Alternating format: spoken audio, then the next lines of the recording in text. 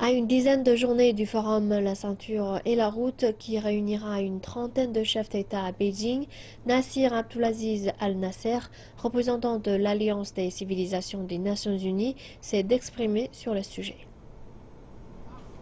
Parmi les participants attendus au forum La ceinture et la route qui aura lieu mi-mai, on compte près de 30 chefs d'État et de gouvernement, 80 leaders d'organisations internationales et 1200 délégations en provenance de différents pays. Nasser Abdulaziz Al-Nasser est l'un d'eux. Il est représentant de l'Alliance des civilisations des Nations Unies. Nous voyons bien l'engagement de la Chine aujourd'hui, la façon dont elle promeut cette initiative positive pour renforcer la relation et l'économie sur le plan régional et international.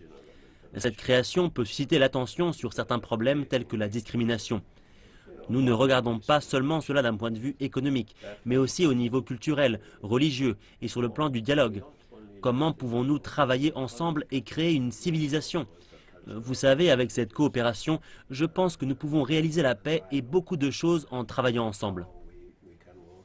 La Chine et l'Alliance des civilisations des Nations Unies devraient signer un mémorandum de compréhension sur une coopération renforcée. Pour Nasser, la montée du sentiment anti-immigration à travers le monde rend le travail de l'Alliance plus difficile. Elle a été créée en 2005 pour contrer l'extrémisme en promouvant le dialogue international. Selon Nasser, l'initiative La ceinture et la route contribue à la poursuite des objectifs de l'ONU.